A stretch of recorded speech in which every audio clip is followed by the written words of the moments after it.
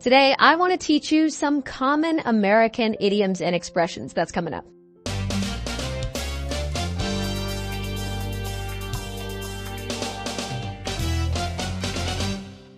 I'm going to teach you some very common and useful American idioms and expressions that you might hear if you're talking to somebody who is from the United States, or maybe you can use some of these if you plan to visit the U.S. So believe me when I tell you that this lesson, it's going to be a piece of cake.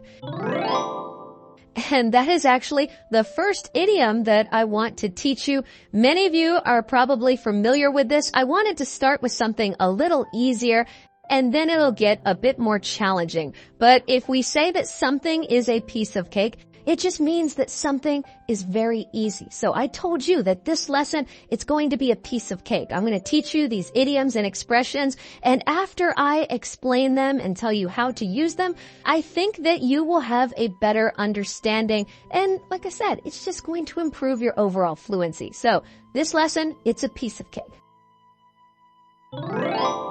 Then we have the phrase run late or run behind, and they both mean the same thing. It just means to be late for something. I guess I could say that I use this phrase quite often, and I would tell people that I'm running late. I would use it often because, yes, I am sometimes late for appointments or if I'm going to meet somebody, but I would call ahead and tell them, hey, don't worry, I'm just running a little late. So in that case, I think it also implies that you are on your way to get somewhere. Or if you're talking about perhaps like a project and you tell your boss, I'm running a little behind.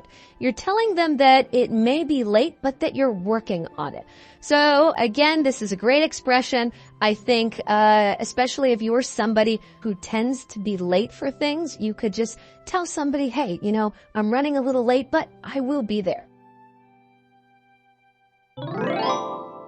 Then we have the expression to get the hang of something. And this just means to learn something that's not quite obvious. So for example, I think often you would use this when talking about some type of game or activity. You're trying to learn it and get a little bit better at it. And in that case, you could tell somebody, I'm starting to get the hang of this. I'm starting to feel a little more comfortable. I understand it a little bit better, and I'm starting to get the hang of it. One thing I would like to point out with this expression is that it is often going to end with that pronoun, it. So in that case, it's almost like you know what it is, you know the game or activity that somebody is talking about. And if you're trying to learn it a little bit better, then you're trying to get the hang of it or starting to get the hang of it. Or you could say he getting the hang of it. But you know the activity, so it's often going to end with that pronoun, it. Then we have the phrase all set. And this just means that you are ready and everything is in order. So it's something that maybe you could ask to somebody if you want to know if they're ready, and you could say, hey, all set? Or you could tell somebody if you want to say that you are organized, you're prepared, and you are ready to go. And you'd say, I'm all set. We're all set. We are ready, we're organized, we're prepared. You could also say, just to throw in another expression, good to go. It means the same thing. If somebody says, I'm good to go, that means that they are ready, they're all set. Then we have the expression to sound like a broken record. And it really means, kind of exactly what it says, and that is that somebody is just repeating something again and again, especially when it's not really necessary, and you would say to another person like, oh, you sound like a broken record. You just keep repeating the same thing again and again and again.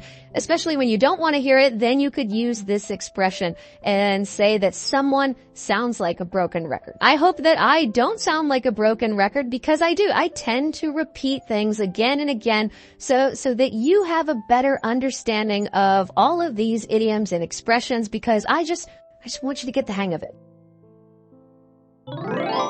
Next is the phrase pitch in. And this just means that you start doing something as a group, especially something that is helpful. So if you are working with a group of people, maybe a team, you want everyone to pitch in. You want everyone to do some work, something that's helpful for the group or the team. And in that case, you want everyone to pitch in. But it's used in that context that you might ask someone who may not be helping and you would tell them to pitch in or say you need to pitch in, but it is to do something that's helpful. Then we have the idiom to blow off some steam. And this just means to do something or to say something that helps you get rid of some energy, often some negative energy that if you're angry or upset, you might try to, perhaps you go for a run and you just want to blow off some steam. You just want to get rid of that energy. So you could use it when talking about an activity that you do something physical in order to blow off some steam, or maybe it's something that you say to someone. Perhaps you even might yell at someone and you're trying to blow off some steam. Then we have the expression, it's not rocket science. So this is a statement that somebody would say to another person if they want to express that something is not really difficult and it should be easy to understand. And you'd say, no, look, it's not rocket science. Listen for this if you're watching a TV show or movie, because again, if somebody wants to say that, like, look, this is not difficult, they might tell somebody, oh, it's not rocket science. So I would tell you guys, learning these idioms and expressions, it's not rocket science. I think it's a piece of cake. And if you just keep practicing a little bit each and every day, then you're really gonna get the hang of it. Then we have the expression to table something, and this just means to postpone a discussion until a later time. And often I think it might be used in business. Perhaps you're having a meeting with a group of people and you have a list of items that you're going to go through, but you want to discuss one of them at a later time. You might say, let's table this item for right now and then we will discuss it later. So you could table some item if it's on an agenda, or maybe you could just table some discussion and you will talk about it at a later time. To table some.